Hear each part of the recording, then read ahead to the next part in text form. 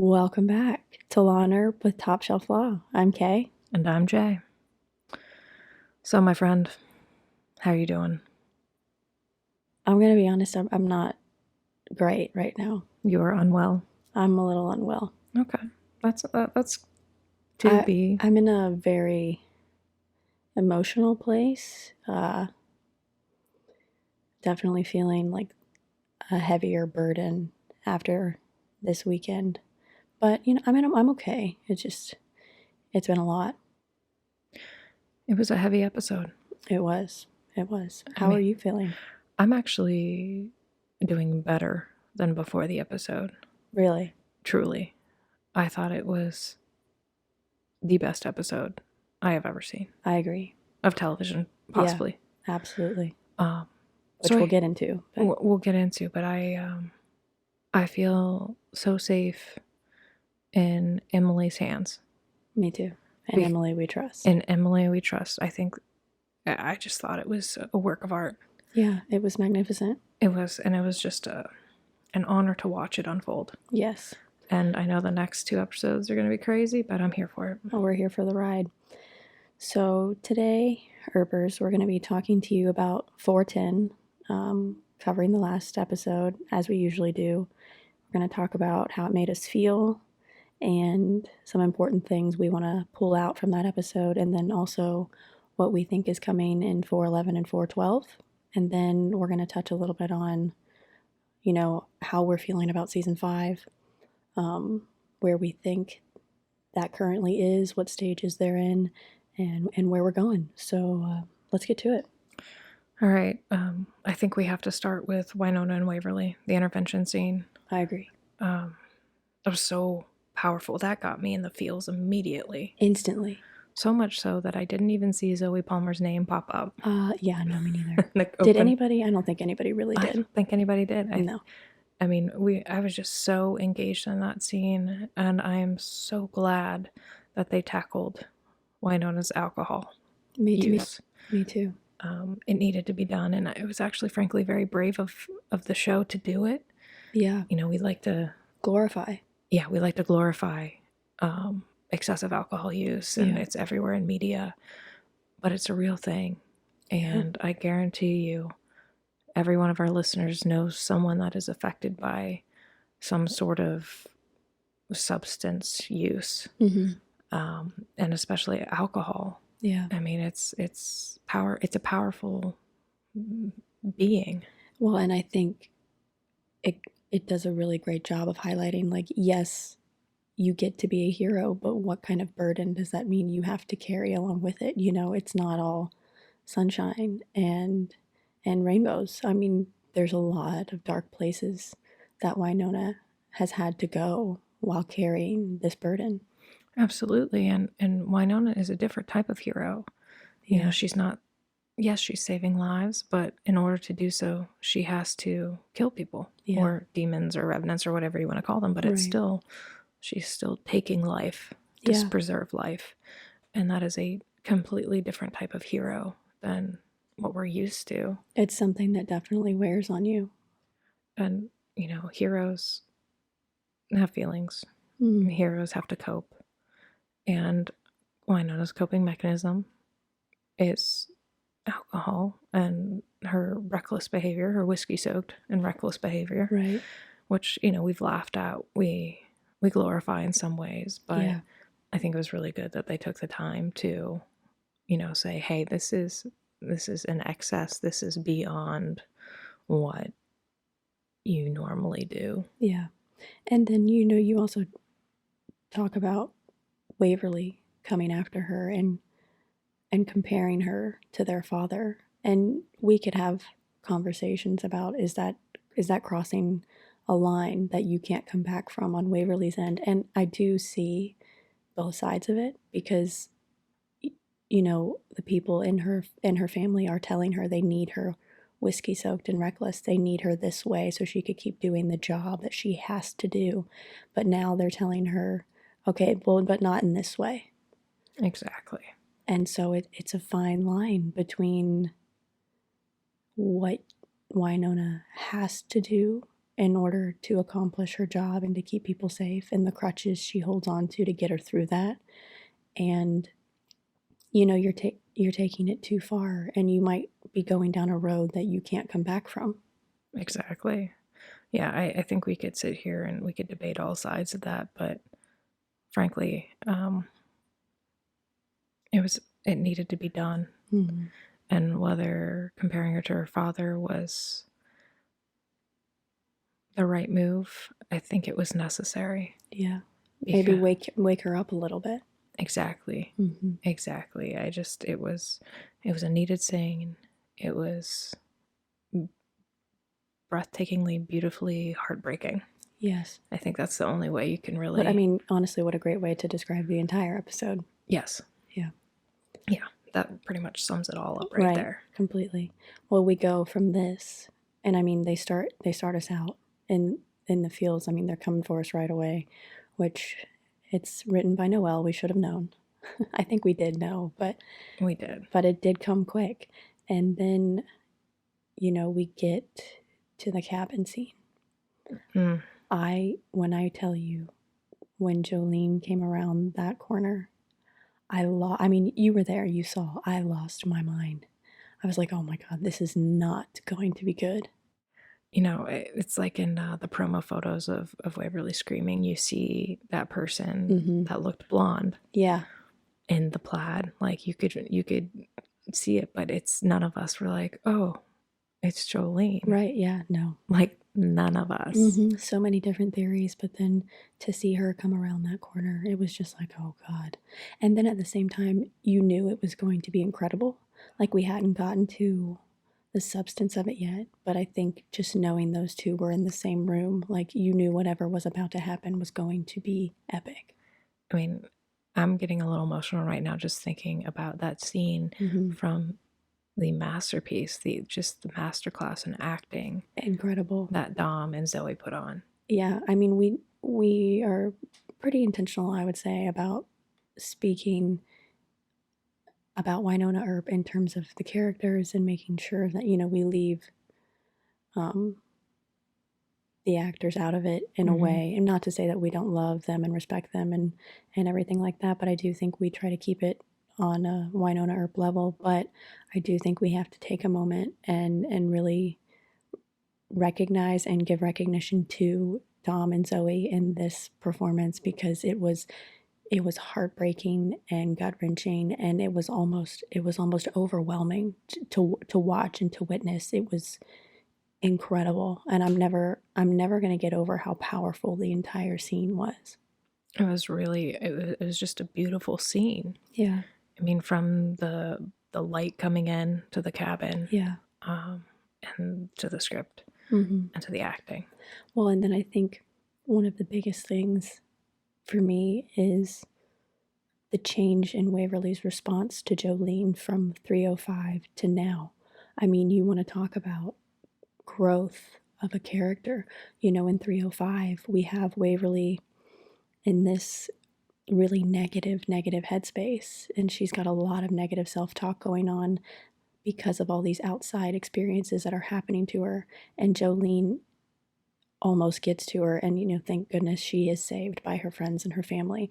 But I think in this one of the things that was so powerful is you see Waverly approach Jolene with just this sense of self-confidence. Like, I know what depression and anxiety is for me. I've put a name to it.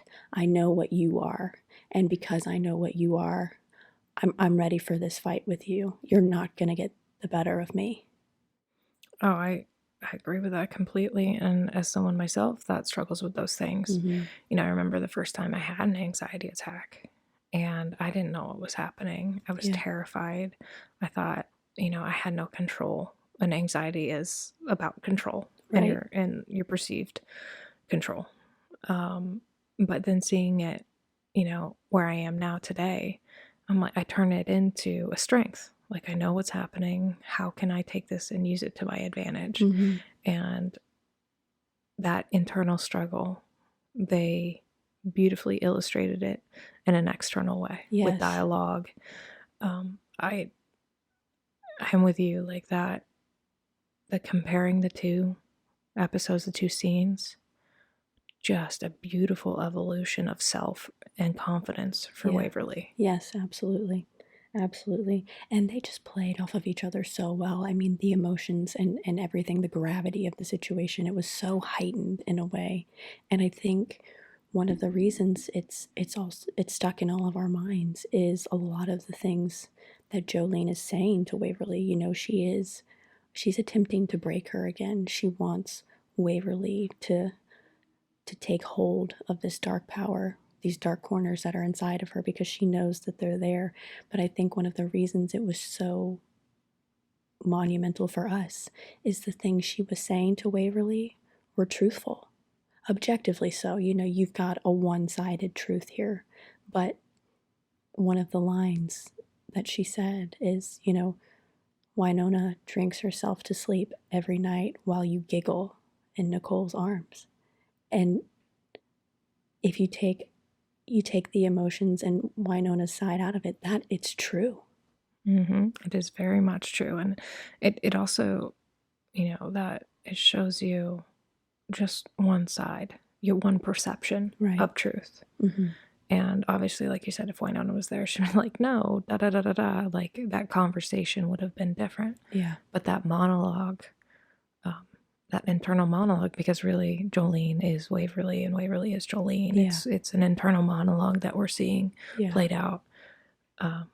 It's just so one-sided in that self-talk, how you can see how strong Waverly is, but how those truths can be so hurtful and damning. Tear you down if you're not seeing someone else's perspective. Right. If you're not reaching out. Exactly. And I think that's a good point. Like, that's why it's so good to reach out when you have feelings like this and to talk through them with somebody that can hold up a mirror and say, okay, this is what you're saying. Now let's rationalize it. Yeah. Your feelings are valid. Your thoughts are valid. But let's rationalize these. Yeah. And, you know, if Winona was there, that's what would have happened. If Nicole was there, that's what would have happened. Right.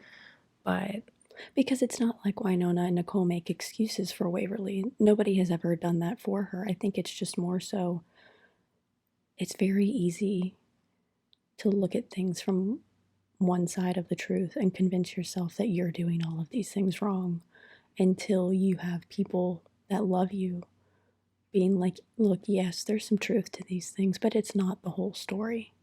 Like, we know you love Winona. We know you want the best for her. So I think the way that scene was played out, the way that they tackled it, the emotions, it was stunning. I'm truly one of the best scenes ever played out on television for me. It was a work of art. Yeah. It truly was. And I know in one of the behind the scenes, Emily said that they had to cut so much of that scene and the material that they actually had because it was too much.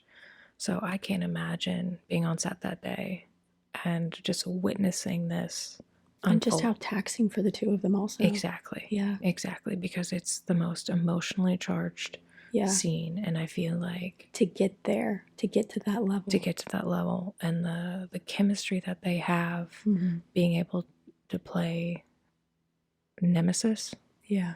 And the darks, I mean, it's just beautiful. Yeah, absolutely stunning. Couldn't get over it.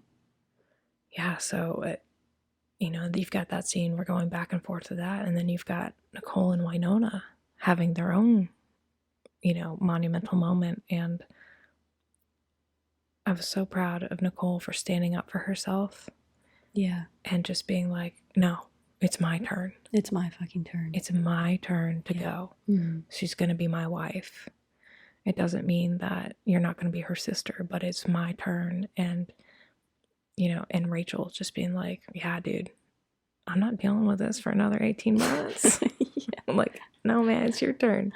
Like, Winona, I love you too, but I'm not sitting here with Nicole for another 18 months. Like, straight up, Rachel's like, I ain't doing this again. Yeah, no. But I thought it was a beautiful scene. Very well done. And it needed to happen, and Winona handling it. Yeah. And acknowledging, like, okay, yeah, we both love her. We will both go to the ends of the earth for her. And I think it kind of compounds off of Winona in the beginning being like, I'm hunting alone, I'm doing these things alone, to having to face this moment with Nicole and being like, maybe I don't have to do everything by myself, which I think is a big moment for her. It's a huge moment, and I think that's going to lead to her letting Doc in. Yeah. Because she just compartmentalizes everything. What I am is necessary. Yeah. And she just bears that burden herself. But when, she realizes she trusts Nicole, I think that says a lot about their friendship and their love for one another, is that there is this trust. Nicole telling her back in 401, was it 401, where she's like, no, you're the one that's got to go. Yeah. Only you can do this, or you're better at quoting lines than I am. But, that trust there that Nicole has with Winona, and then again. Knowing in the beginning, like, it has to be you, Winona, it was always going to be you. Yeah. And then now we get to this place where there's been such a growth in their friendship and their love and their trust and understanding for one another, and also their shared love for Waverly, that I think, Nicole has herself gotten to this point where she's like, it can't always be you. Exactly. I know that before it had to be, but now it doesn't have to be. Like, you can't do this by yourself. It has to be me. I have to be the one to go get her. And then also, and Winona, because before it's like she accepts that she needs to do this alone. And I think that just carries on. She believes that she can only do all of these things by herself. But I think in that moment, and it's such a split second moment, but she realizes that she isn't alone.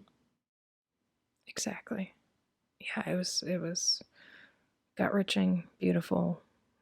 The love, the trust, the pain, the fear, and then the understanding. I mean, it just is. And that look where they don't take their eyes off of one another.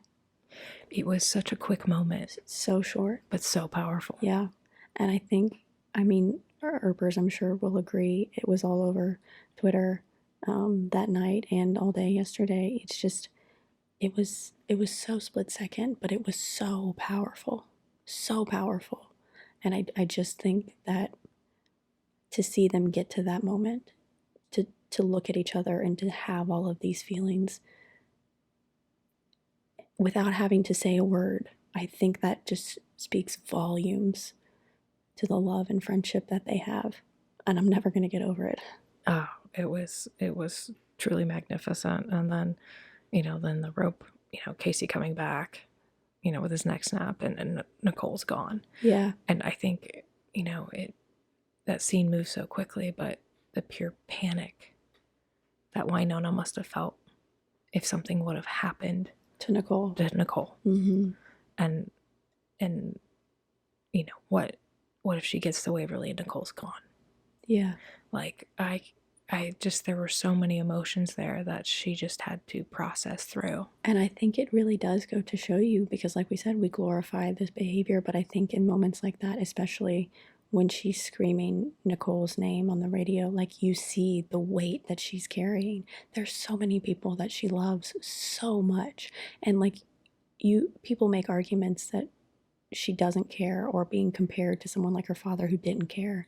I think it's the exact opposite, is that Winona cares so much that she has to have this crutch to bear all of these feelings for what she's doing, and then this constant state of worry about losing the people she loves. I thought it was so beautifully done, and it's remarkable. Oh, I agree completely. And then, we transfer from finding out Nicole is okay. She got out of the fog, thank goodness. But then we get Winona coming to the cabin with Billy, the Reaper, to save Waverly. And I think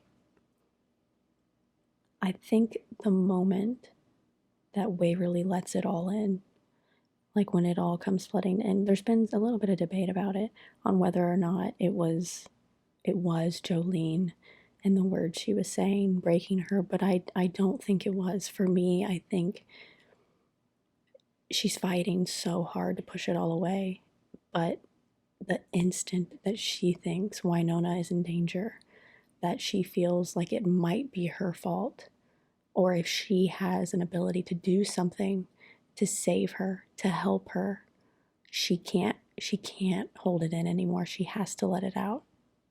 It's like Waverly had to become what was necessary. Yeah. Whoa. Right? Yeah. Like, what was necessary was for her to tap into those dark spaces that she is so afraid of. Yeah. And really, it's not her giving into the fear of these places. It's her embracing it and being like, well, this is what I need to be right now. Right. And I think it was a long time coming. I mean, this has been planted from the very beginning. And I think, especially for me, because, I wear my emotions on my sleeves, and initially I was very anxious and stressed and worried about what this was going to mean for Waverly. But I think the point of all of this is that everybody has dark corners. Everybody has these dark spaces, even a half angel. We have these dark corners, and I think that's the whole point. You can't push out the dark corners of your life. You can't pretend that they don't exist, because at some point they're going to come rushing through, and you have to find a way to embrace them, and you have to find a way to turn them into strengths instead of struggles.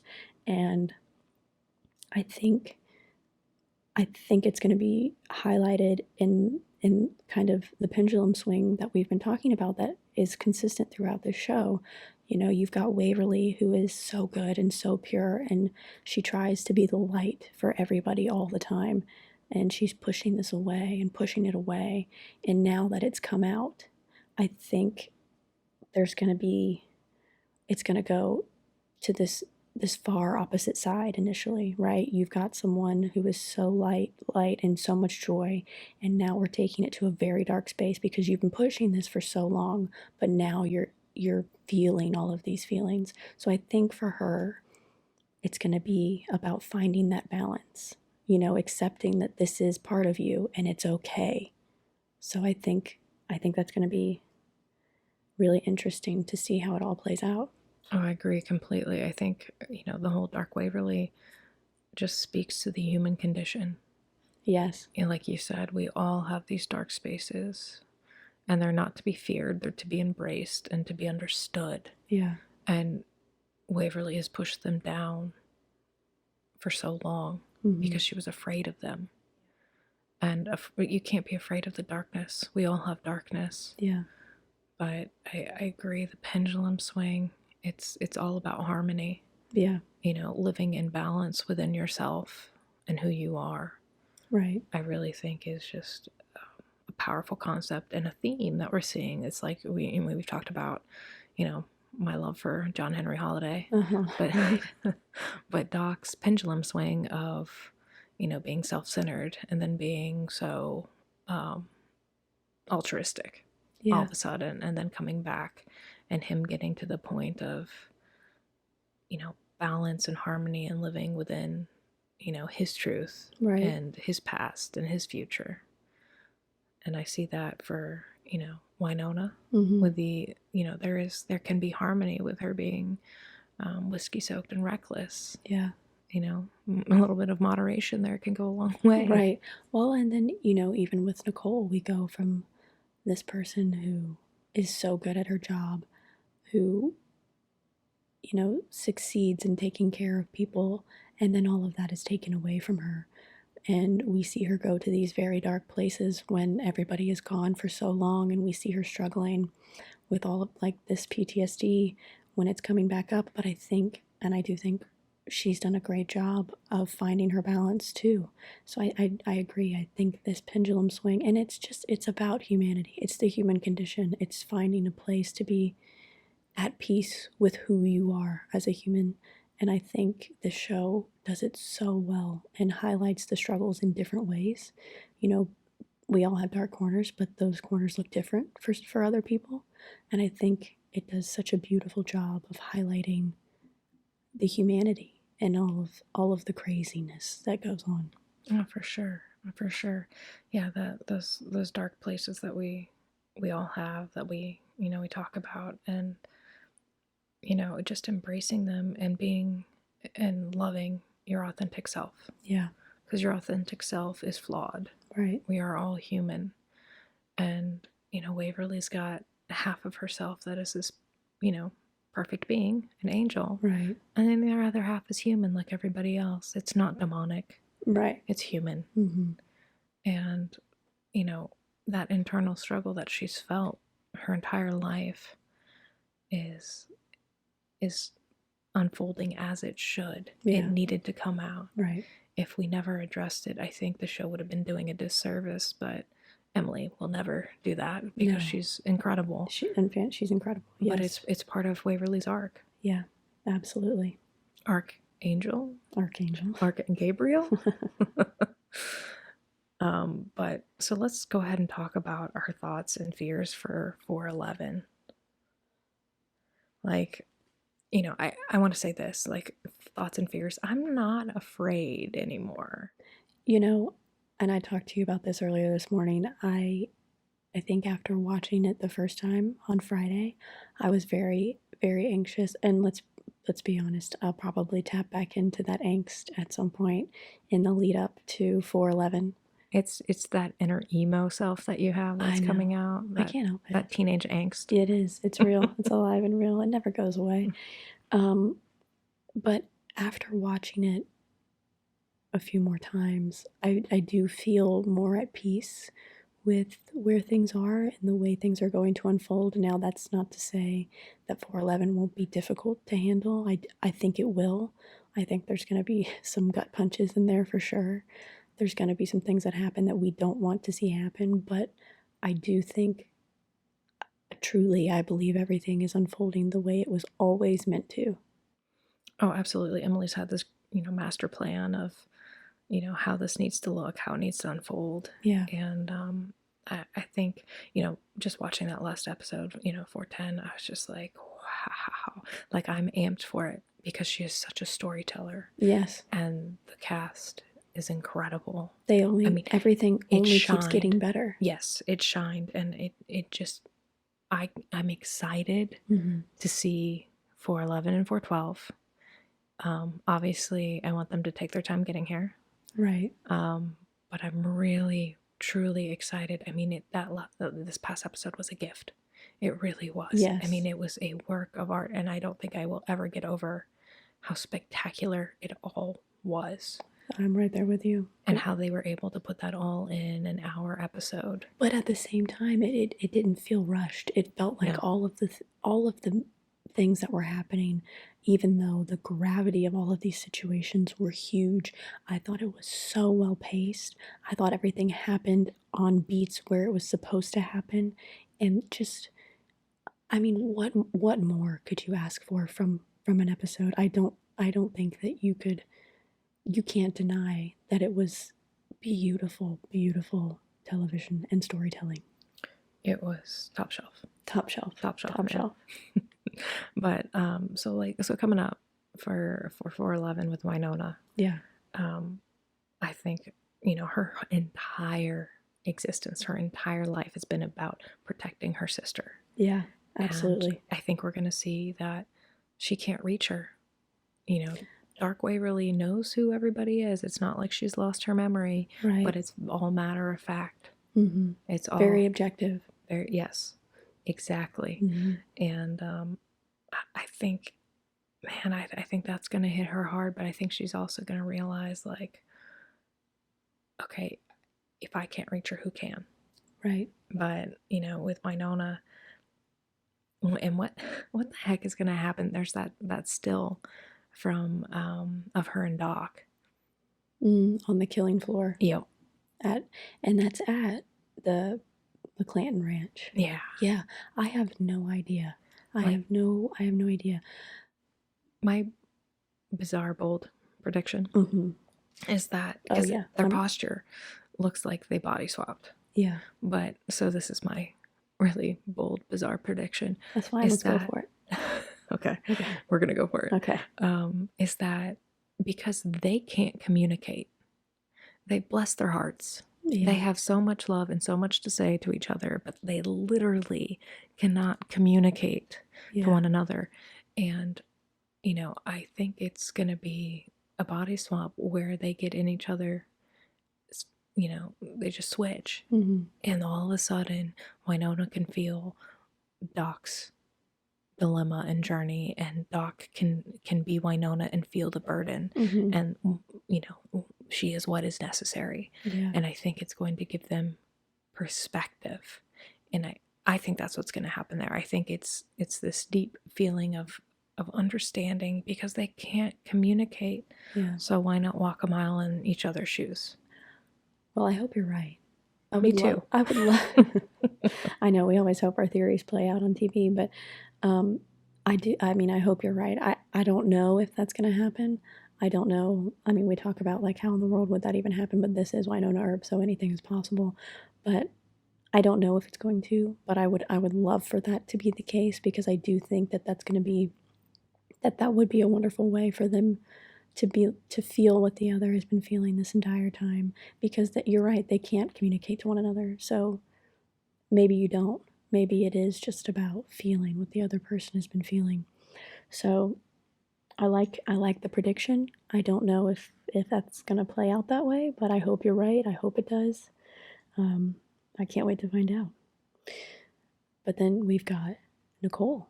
You know, we don't see Nicole at the end of 410. The last time we see her, she's trying to get back to the rendezvous point where Wynonna and Rachel were before they went into the fog. And this is, I think we kind of settled on this one together because we were a little bit back and forth about it. But we don't think that Nicole is going to see Waverly until she goes to Black Badge. That first look tweet that we did before, I just would like to say it has aged very well. Oh my God. Well done. I know everybody was so mad about that. And I was like, come on, guys. Let's like first look with the brides. No, but I think that is, I know we went back and forth, like you said, but I do think that's the first time Nicole is going to see Waverly as Dark Waverly. Yeah, I think it's going to be kind of piggybacking off what you said about Wynonna not being able to reach Waverly. I do think, like, especially because it's right after Waverly has really kind of leaned into her dark side. Mm-hmm. I think it's going to be this Wynonna trying to be like, Waverly, like, are you there? And it's just, it's not going to work. And I think Wynonna's going to leave and go. She's going to find Nicole and explain to Nicole, like, this is what's happening. Waverly is going to Black Badge. We have to go there. We have to get Doc and Jeremy out. And because Nicole has always done her job, because she has always followed through on what she needs to do as the sheriff, she's going to go. Well, going back to 312. Yeah. You know, 311 and 312, yes. They were evacuating the town, and her job was to get the people out, and that's what she did. Yeah. And she allowed Wynonna to, you know, to take care of Waverly, and there was that trust there. But, you know, she's the sheriff. Yeah. And she takes her duty seriously. Yeah, and I do, like, and I think the moment of her realizing that this is her job and this is what she needs to do for the town, like, that plays so well into what's going to happen, because she is going to have to make that choice to go there and to save these people. Because I think for Nicole also, as long as Waverly is alive, she can keep moving forward. You know, like, it's this struggle of, I don't know what happened to her, and I don't know where she's at or how I'm going to get her back. But if she's here and she's okay, I can keep moving forward. Absolutely. Because, you know, Wynonna's going to come to Nicole because they're going to meet at the rendezvous spot with Rachel. And it's going to, you know, Wynonna's going to be like, they're holding the humans because they're going to feed the humans. Like, this is what's going on. And Waverly's this. And Nicole is just going to you know, go right into it. And I think, like Emily said, it's a list of impossible choices that people have to make. Exactly. And I think Wynonna's going to have to let her do that. Yeah. And I think that's where Wynonna and Rachel go off, you know, with Cleo or Define Cleo or, you know, Magpie Ranch, whatever happens there. Right. All, you know, those fun Reapers. Yeah. All 100,000 of the family tree. There's so many of them. I'm very nervous about that. But I agree. I think when Nicole does see Dark Waverly, it's going to be, you know, her approaching Black Badge, and that still where it looks like she's shocked by whatever it is that she's seen. And I do think it's going to be this like, oh my God moment for Nicole. Like, she knew Waverly was okay, but I don't think she expected it to be this. But she's going to do what she has to do, and she will get to Waverly when she can, but she's going to do her job first. Oh, absolutely. And that first, I'm actually excited about that scene. Yes. Because that is going to be like a holy crap moment for everybody. Epic. Yeah, it's going to be epic. Yeah. So I'm looking forward to that. And just, obviously that we've been analyzing every single actor's ear and seeing like whose ears look like this. Right. Now we know. Now we know for sure. Now we know whose ears those are. But I think that's just going to be another phenomenal scene that we're going to see. Yeah. And yeah, man. It's going to be good. It is going to be good. It's going to be so good. And then I think for Waverly, like we have talked about why we think she transitions into the darker version of herself. But I think once she's here, once we're seeing, the start of this episode with her in this form, I think at the beginning, we kind of touched on it, she's going to really have this lost sense of humanity, because it's going back to, she's pushed all of this away for so long, and she's done everything from the perspective of, how can I help the people that I love? And now I think it's more these are things that I need to do, and there's not going to be a lot of emotion put into those decisions. It's almost like she's numb. Yeah. She's just got to be necessary. Yeah. Very similar to Winona. Exactly. Winona numbs the emotion by alcohol. Yeah. And Waverly has numbed it by embracing her dark side. Yeah. But they're mirroring each other in that what is necessary. Right. And I think that's really, it's going to be hard to see Waverly so matter of fact. Yeah, I think I truly, like, for me, that's been the hardest part. I think that's why I've been struggling so much with this episode and the emotions that I've been feeling, because, I mean, while I think personally I identify most with Nicole, I look to Waverly and the kindness and the light, and I aspire to be that kind of person, and I think it is very hard for me, and probably a lot of other people out there, to see this person that has represented light so well to really kind of swing the other way. And like I said, at first I was very worked up and emotional about what that was going to mean in her interactions with the people that she loves, because to see, like, Waverly is a wonderful embodiment of humanity, and I think to see her without it is going to be very, very difficult at the beginning, because things that she needs to do is address the Black Badge situation, and I don't think she's going to think twice about the repercussions of what she's going to have to do in that situation, like Waverly normally would. And then the other being, I mean, we hear in the preview, the gate must close. And I think the second thing that she's going to realize she has to do is she has to go back to the garden and sit on the throne so that the gate will close.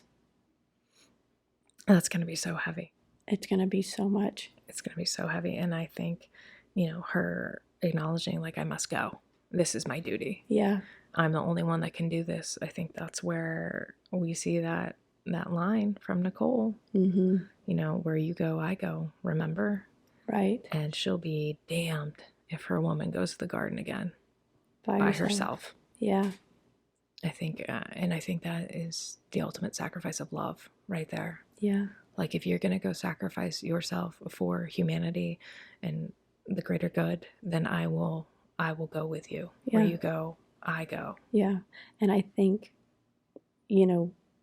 it's going to be a very complex scene, and it's going to probably be difficult for us to swallow, because I think there's going to be this sense of desperation from Nicole in continuously trying tap into Waverly's humanity and into Waverly's emotions. And I don't think it's going to happen initially. I think Waverly, I'm not sure how it's going to play out, but I think Waverly is going to let Nicole come with her because, like you said, she knows who they all are. But I just think maybe at this point in time, it's very matter of fact. And like, sure, if you want to, you can, but I'm not going to worry about what happens to you when we're there. I think we're going to see some really, really powerful scenes between Nicole and Waverly. I agree. And I feel like it's going to be Nicole, like, trying to make her, you know, understand and embrace humanity again, her, you know, her true self. Yeah. And I think I'm excited for those scenes, because they're just going to rip us to shreds. God, I know. But they're going to be beautiful. Yeah. And it's going to be really interesting to see how it unfolds, what Emily has in store for us. Yeah.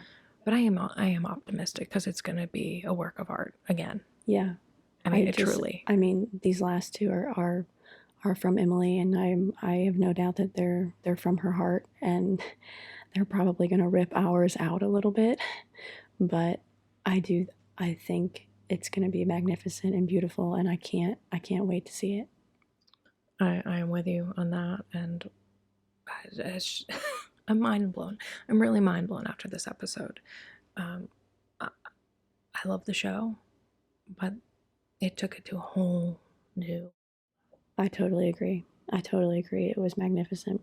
And then, you know, just kind of piggybacking off of where we think Waverly's going to be and what we think is going to happen with her and Nicole, we have that scene from the trailer where Waverly is running to Nicole on the ground, and she's back in the dress she was in when she ran into Jolene. And we've talked about this a lot, and I'm sure that Earpers have probably, like, we've all gotten to the same place, but it's going to be Nicole and Waverly in the garden, and Waverly's going to try to stay. And like you said, Nicole really being a wonderful embodiment of a wonderful human, you know, and the love that she has for Waverly, she's going to be the one that gets to her this time, not Winona. It's going to be Nicole that pulls her back. I don't know how it's going to unfold. We have no idea, but I think Nicole's going to pull her back, and somehow they get out of the garden, and they return home, and that is when Waverly is running to her. Oh, for sure. I mean, it's just like when they broke down that fourth wall with Jeremy in 4A. Yes. It's like, you have to trust us. Mm-hmm. You know, same thing. You know, they gave us that nugget to be like, all right, guys, don't worry. It's going to be okay. Right. It's just trust us. Right. But I think, real quick, I want to talk about this. It just came to me is, you know, when in the beginning of, you know, 401, 402, when, you know, Waverly is in the garden, Winona shows up, and then she's on the throne, and the big contention point for Waverly was that Nicole didn't say yes. Mm-hmm. That Nicole's like, no, baby girl, she will. Right. And now that they are engaged, I think that is a big pivot point right there. I think that is, I feel like Waverly was a little bit heartbroken that Nicole didn't say yes. Right. And I think now we're going to see that is the tie that binds, that love that they have, that connection is what's going to bring her home. Yeah. Well, and then to piggyback off of you, because I do agree, like, the things that Waverly kept saying when she was there was Nicole's name, you know, and I think, and then Winona getting there and talking to her about Nicole and telling her that she had to get back to the woman she loved. I think her being there is the only way that that Waverly is going to be able to pull herself back and to really let herself come back into her own humanity. I agree. It's gonna be, my heart already, man. I know. I'm not ready. I'm not ready. I'm ready, but I'm not ready. Exactly. So, where are you at with season 5? Well, when I woke up yesterday, I was instantly angry. You know, especially after that wonderful episode, I was like, what are we even fighting for? Why are we fighting? It's so incredible. I don't understand why we're still having to do this. Yeah, I mean, watching just a masterclass in acting, directing, writing, in 410, it, why is this even a question? This should be, going to another platform. It should have never been, quote unquote, canceled in the first place. So it was very frustrating to see that. But, kind of going off of that, what we feel, we feel like we haven't had the press, not press, I would say, support the push from sci-fi. I feel like there's so many other third parties that are doing their job. Beautiful articles from Parade and TV Junkies and different entities, which have been really great. But looking at it from a marketing standpoint, this show has so much life left. Yeah. That why is sci-fi going to push a show that is going to go to a competitor? And I feel like that's a big piece of the puzzle of saying that, if this was truly it, sci-fi would be like, oh, Winona Earp, but they're not. Yeah, well, I mean, I totally agree. I think if this is one of your biggest original shows and it really truly is the end for you and there's no future anywhere else, why not promote the hell out of it? Get everything that you can out of this ride that you've created, this journey, this show. And I think it's really important to see and recognize that because they're not doing that, they're not promoting it, they're not taking the time to really put it out there. I think for us, I think we've talked about this, that says that hopefully somewhere another network has already picked it up. We're already in talks, we're already in discussions about all of this. And I think that if you're sci-fi and that is the case, why help out a competitor? Absolutely. Yeah, so I think, as much as we like to complain about it, because it is kind of messed up, but I think it's an indication of something greater that is going on, something better for us that we have in store. So I'm going to remain optimistic. I know the alternative is a lot of despair, but I am too. I am in the place where I wish we had a nugget of something. I wish we had, some sort of direction. But at the same time, if you're Emily, if you're the cast and you're in these contracts with Sci-Fi because it's still on air, but you're also trying to work out contracts with another network, you can't say anything. It's all very delicate, especially for the new network. If a new network is picking them up, they want to market it and promote it in their own way to gain the most traction. And if you're dropping hints before things are finalized and before you have a deal in place, I think that it harms the success of the network. So I think everybody on the other side is being very intentional about what they say and when they say it, even though I'm sure if things are going well, they would love to let us in on that, but they can't. So I mean, could you imagine being one of the networks watching 410 and being like, how do you turn it away? How do you turn it away? Mm-hmm. I mean, how do you turn that away? It's amazing. Well, it's everything you want in a show in one episode. And you've got 4 seasons of it right here. And you've got an army of a fan base built in. It makes, we've said it before, but it just makes good sense to pick up this show. And I think especially and we've talked about where we think it's going and what we think it's going to play out. Paramount Plus, Emily mentioned in her podcast. I think that's one of the biggest contenders because, you've got places like Netflix and Hulu where it would be great if they went there, but they don't need these shows because they have such a huge following. But these new streaming services, they're trying to make a name for themselves. They're trying to compete with these major streaming services like Netflix and Hulu. And I think a really wonderful way to do that is you're not going to get attention from new shows on your service. You're going to get attention by bringing shows there that already have a fan base, that already have a wonderful storyline, that has an amazing cast and crew and writers and everything there. And if you do that, you're getting a literal army who will not stop praising you. And what a great way to have this army show up, and you have this wonderful positive representation show. Maybe you'll consider doing some more, LGBTQIA positive programming. Right.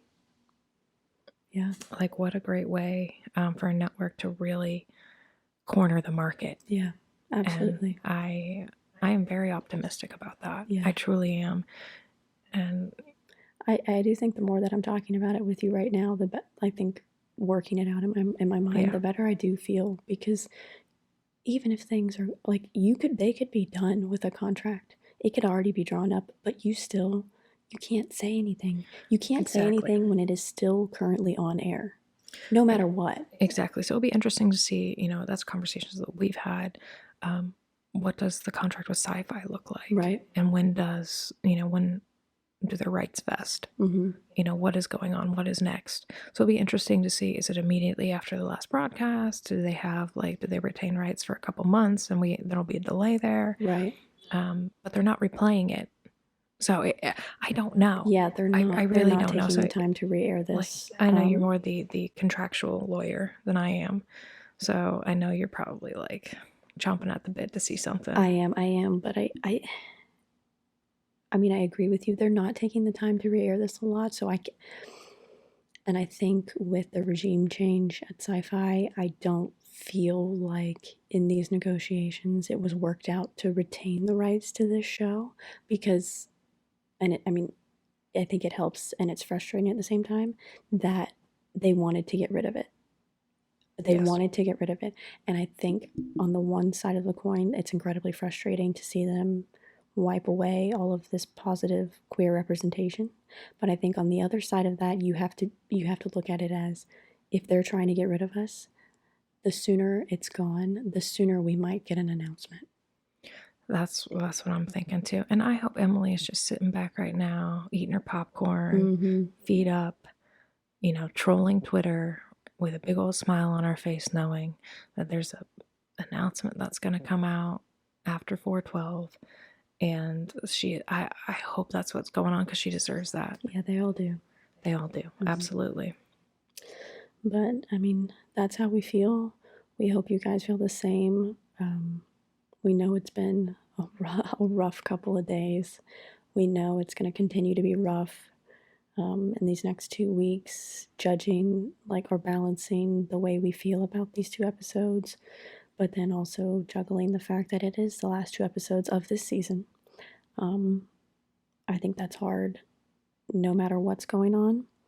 So it's really important for all of us to take care of one another and lean on each other as best we can, and show up for each other. And this community does it so well.